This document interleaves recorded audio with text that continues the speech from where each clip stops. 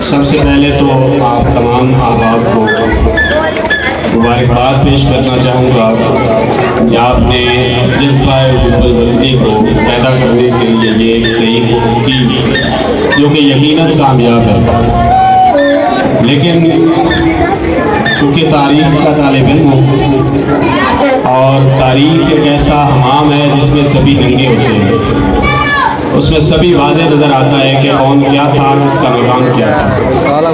اسی حوالے سے چند معلومات آپ لوگوں کے ساتھ شیئر کرنی ہے، اور یہ چونکہ ایک ایجوکیشنل انسٹیٹیوشن ہے اور یہاں پر بچوں کی تربیت کی جاتی ہے، اسی حوالے سے تو میں زیادہ آپ کا وقت تو نہیں لوں گا، لیکن آپ کی توجہ مجھے ضرور درکار ہوگی۔ سب سے پہلی بات یہ ہے کہ حب الوطنی کے لیے ضروری ہے کہ ہم سچ بولیں اور سچ کے لیے تیار ہو جائیں۔ ہم نے یہ جو کھوکھلی قسم کی تاریخ گھڑی ہے نا، یہ پہلے ایک مضمون ہوتا تھا تاریخ پاکستان کا، جنرل ضیاء، میرے محبوب جنرل ضیاء الحق صاحب کے دور میں اس کو بدلا گیا اور بدل کر اس کو مطالعہ پاکستان کے طور پر سامنے رکھا گیا اور معاشرتی علوم، اور پھر اس کے اندر ایک اسٹیٹ نیریٹو ڈالا گیا کہ ہم وہی لوگوں کو پڑھائیں گے جو ہمیں سوٹ کرے گا۔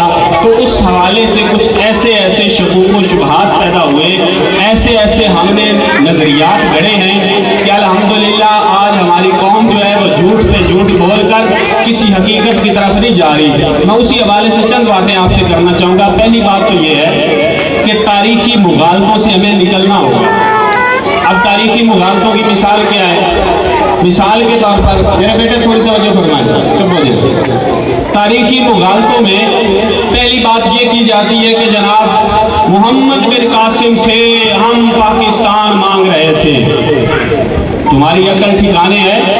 تم نے 1947 سے پہلے کبھی پاکستان کا مطالبہ ہی نہیں کیا، تم نے کبھی یہ نہیں کہا کہ ہمیں ایک علیحدہ ملک چاہیے۔ اگر تم یہ مطالبہ کرتے تو خطبہ الہ آباد کے اندر تم فیڈریشن کی بات نہ کرتے، اگر تم یہ تسلیم کرتے تم کابینہ مشن کو کبھی تسلیم نہ کرتے، اگر تم یہ بات تسلیم کرتے تو تم قرارداد لاہور کے اندر یہ کبھی نہ کہتے کہ یہاں پر مختلف سٹیٹس ہوگی جن کا برطانیہ کے ساتھ تعلقات ہوں گے اور برطانیہ یہیں پہ رہے گا، ہماری ایک مرکزی حکومت ہوگی۔ تو بھائی صاحب یہ نظریہ جو ہم لے کے بیٹھے ہیں کہ ہم تو محمد بن قاسم سے ہی ایک علیحدہ وطن کا تصور لے کے آئے تھے، یہ بالکل تاریخی مغالطہ ہے۔ اس سے ہمیں بھی نکلنا ہوگا، ہمیں اپنے بچوں کو بھی نکالنا ہوگا۔ دوسری بات یہ ہے کہ یہ کہا جاتا ہے کہ ہم نے بڑی قربانیاں دی۔ ابھی ایک جذباتی تقریر آپ نے سنی، الحمدللہ بہت اچھی بات ہے، لیکن یہ صرف جذباتیت ہے۔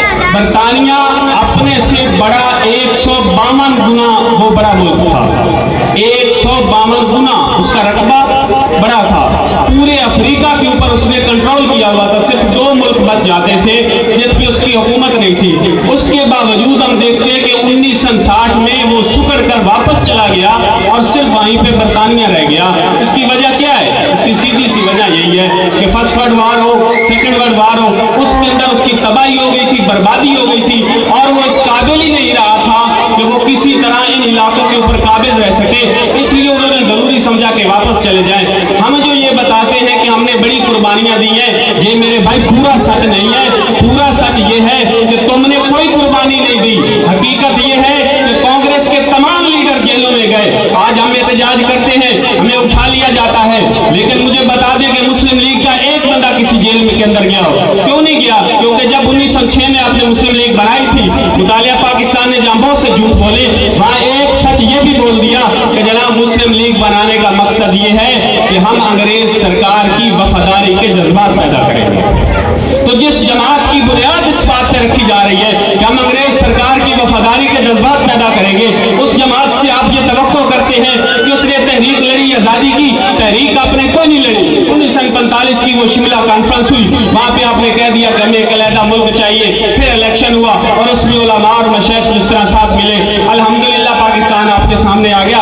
لیکن یہ کہنا، ابھی برما آپ دیکھ لیں، وہاں پہ کون سا قائد اعظم تھا، بھوٹان دیکھ لیں وہاں پہ کون سا قائد اعظم تھا، نیپال دیکھیں وہاں کون سا قائد اعظم تھا، لیکن اس کے باوجود وہ آزاد ہو گیا، ان کو وہ چھوڑ کے واپس چلا گیا۔ اس کا مطلب یہ ہے کہ برطانیہ کے اندر وہ طاقت اور سکت ہی نہیں تھی کہ وہ ان علاقوں کے اوپر قابض رہ سکے، اس لیے اس کو واپس جانا پڑا، تاکہ ہماری توقع جو ہے وہ ہمیں اپنے بچوں کو یہ بتانا چاہیے کہ بیٹا ہم نے قربانیاں ضرور دی ہیں، لیکن ساتھ ساتھ یہ بھی بتانا چاہیے، یہ جب ہم جھوٹ ان کو پڑھاتے ہیں اس کا مطلب یہ ہوتا ہے کہ پھر اس جھوٹ کو چھپانے کے لیے ہمیں اور بہت سارے جھوٹ بولنے پڑتے ہیں۔ بہرحال میں دوسری چیز کی طرف جاؤں گا کہ کھوکھلی بہادری، کہ ہمیں یہ بھی چسکا پڑا ہوا ہے، ہم دنیا کے اندر ایک بڑی طاقت ہیں، پاکستان مسلمانوں کی آخری امان گاہ ہے، تم اپنا حال تو دیکھو بھائی، تمہارا حال کیا ہے؟ کھوکھلی یہ بہادری کو چھوڑنا پڑے گا۔ ہم دنیا کی نمبر 1 ہیں، نام لینے سے پرچہ کٹا جاتا ہے، ہم دنیا کی جی نمبر 1 ہیں۔ تم نے 1948 میں جنگ لڑی، تم ہار گئے، تم نے 65 کی جنگ لڑی، تم ہار گئے، 71 کی جنگ لڑی، تم ہار گئے، کارگل لڑا، تم ہار گئے، وار اینڈ ٹیرر لڑی، تم ہار گئے۔ اس بات کی بہادری ہے بھائی تمہارے پاس؟ کوئی ثبوت تو دو۔ تم 1948 کی جنگ لڑی تھی کشمیر آزاد کروانے کے لیے، کیا کشمیر آزاد ہوا؟ وہ جتنا آزاد کروایا تھا وہ افغانی بھائیوں نے کروایا تھا، آپ تو وہیں پہ بیٹھ گئے تھے، قائد اعظم کی بات نہیں مانی تھی۔ پھر آپ نے 65 کی جنگ لڑی، وحدت تاشکند پڑھ لیں، ایوب خان صاحب خود سائن کر کے آئے کہ ہم جنگ ہار گئے ہیں، لال بہادر شاستری کے سامنے انہوں نے دستخط کر دیے تھے، اسی بات پہ تو بھٹو اور اس کا اختلاف ہو گیا تھا۔ آپ 1971 کی جنگ پڑھے کہ ہم تو وہ بھی جیتے تھے، عجیب جیتے تھے، دنیا کی تاریخ میں نہیں ہوتا کہ 93,000 فوجی جو ہے وہ دشمن کے سامنے اپنے ہتھیار پھینک دے۔ کیا ہم ریس کورس کو بھول گئے ہیں؟ جنرل عبداللہ کو بھول گئے؟ جنرل جنگیر سنگھ کے سامنے جب وہ ہتھیار پھینک رہے تھے یہ ساری باتیں ہوا میں ہو گئی؟ کارگل اگر آپ نے کیا تھا، پھر نواز شریف کو آپ کو بھیجنے کی امریکہ ضرورت کیا تھی؟ منتیں کرنے کی کیا ضرورت تھی اگر آپ جنگ جیت گئے تھے؟ وار اینڈ ٹیرر میں اگر آپ جیت گئے تھے تو بھی یہ نہ باجوڑ میں کچھ ہوتا اور نہ یہ پشاور ایئر لائن کے اندر کچھ ہوتا۔ بات سمجھنے کی یہ ہے کہ آپ کی یہ کھوکھلی بہادری ہے، آپ دنیا کی کوئی نمبر 1 نہیں ہے۔ آپ صرف یہ کر سکتے ہیں کہ اپنے لوگوں کو ڈرا سکتے ہیں، اپنے لوگوں کو دھمکا سکتے ہیں، ان کو قابو کر سکتے ہیں، ان کے جذبات کو قابو کر سکتے ہیں۔ آپ دنیا کے کوئی نمبر 1 نہیں ہے، اس کھوکھلی بہادری سے بھی ہمیں نکلنا ہوگا۔ آخری بات کہ یہ جناب ہمیں اپنا آئیڈینٹی کرائسس جو ہے اس کو بھی تھوڑا دیکھنا پڑے گا۔ آج تک کہیں پہ آپ نے نام سنا اپنے بچوں کا، ماؤں سے، بہنوں سے، کسی سے کہ میرے بچے کا نام راجہ پورس ہے؟ سکندر نام آپ نے البتہ سنا ہوگا اور بہت سارا سنا ہوگا۔ سکندر کون تھا؟ تمہارا باپ لگتا تھا؟ اس کا اس خطے سے کیا تعلق تھا؟ راجہ پورس اس ہندوستان کا ہیرو تھا۔ آج تک راجہ پورس نام نہیں رکھا گیا، سکندر نام رکھا جاتا ہے۔ اپنے آباء و اجداد سے کتنا بھاگ ہوگی؟ تم کب تک محمود غزنوی کو اپنا ہیرو کہتے رہو گے جو آیا اور لوٹ کے چلا گیا؟ کون سی اسلام کی اس نے خدمت کی؟ اسلام کی خدمت کی اور یا اللہ نے ایشوری پرساد پڑھ لے، اس نے لکھا ہے کہ یہ جتنے جنگجو آئے ہیں انہوں نے صرف تباہی کی ہے، اگر اسلام پھیلایا ہے تو اولیاء کرام کی قدموں کی برکت سے پھیلا ہے۔ جناب والا آپ کب تک یہ کہتے رہیں گے کہ محمود غزنوی آیا اور غوری آیا، اور پھر جب آپ نعرہ لگاتے ہیں کہ آیا غوری تو اس سے کیا ہوتا ہے؟ دنیا ڈرتی ہے، اس کو پریشانی ہوتی ہے کہ یہ کیا کرنے لگے، اگر یہ غوری اور عبدالی دوبارہ بننے لگے تو یہ کرنے کیا لگے؟ آپ کی فورن پالیسی کے اندر آپ سے جی ایس پی پلس اسٹیٹس کھینچ لیے جاتے ہیں، آئی ایم ایف آپ پہ کڑی شرائط لگاتا ہے، آپ کو فیلڈ اسٹیٹ ڈکلیئر کیا جاتا ہے، آپ کو سیکورٹی رسک قرار دیا جاتا ہے۔ کیوں؟ کیونکہ یہ کھوکھلی آپ نے جو آئیڈینٹی بنائی ہوئی ہے اس سے آپ کو نکلنا پڑے گا۔ میں رشتہ لا الہ محمد رسول اللہ سے جو میرا جڑا ہے میں اس کو بھی نہیں چھوڑوں گا، میں موجود داروں کے اپنے آباء و اجداد کو بھی نہیں چھوڑوں گا۔ میں بتاؤں گا میں اسی خطے کا ہوں لیکن محمد رسول اللہ کا غلام ہوں، اور میں یہ بھی بتاؤں گا کہ میرا ہیرو محمد رسول اللہ ہے، کوئی لٹیرا میرا ہیرو نہیں ہے۔ اس لیے بھائیوں ہمیں کھوکھلی چیزوں سے نکلنا پڑے گا، اپنے بچوں کو سچ بتانا پڑے گا۔